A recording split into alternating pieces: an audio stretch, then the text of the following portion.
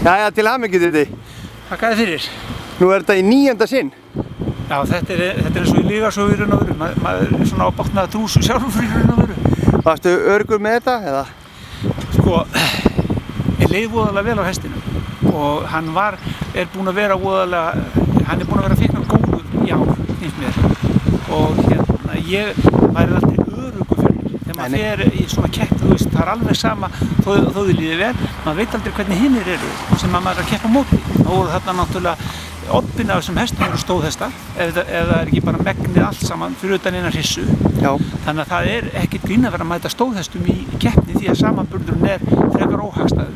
Já. Það er hormónastarfsemin og geislunin sem er svo sterk frá stóðhestum. Já. En þetta einhvern veginn small saman og þetta var að draumi alveg. Þetta var yndislegt. Þetta hefur nú alltaf verið þitt mót, metamót, og þú ert nú með met í flestöllum greinum sem að til eru. Ef þú hefur ekki búið til, það er að segja líka bara. Já. Og töltið sigraðist. Já. Glæsilegt það. Jarl í góðu formi. Já, það er eins og þú toppir alltaf hérna. Já, það er rosalega gaman einhvern veginn að enda sísonið svona, þetta er skemmtilegt, það er einhver sjarmi yfir þessu metamóti. Já. Það er búið að vera bara frá því að mann eftir.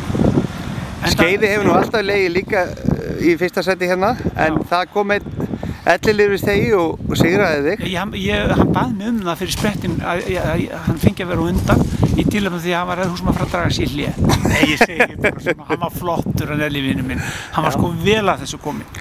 Hann var ánægður með, ég talaði við hann áðan og hann sagði að þú hefði knúsað hann alveg svakalega mikið.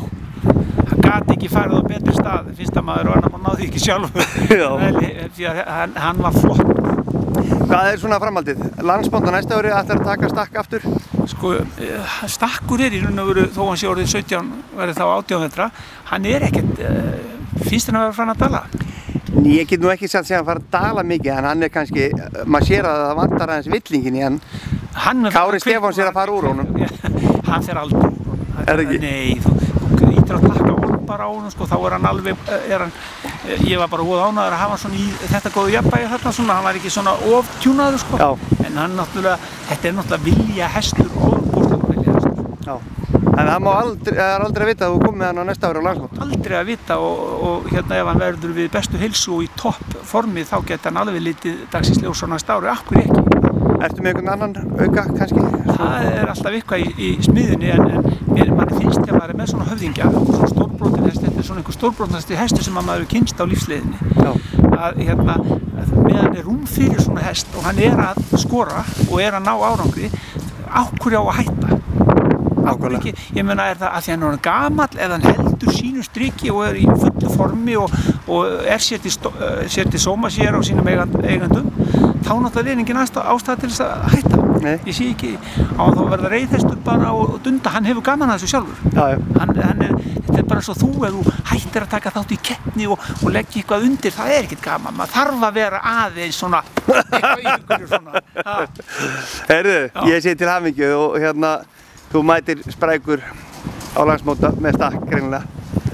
Mjög líklega. Til hamingju bara með árangurinn á mótinu öllu. Takk fyrir kærlega, Vilhelm. Sjáumst. Takk, sömuleiðis.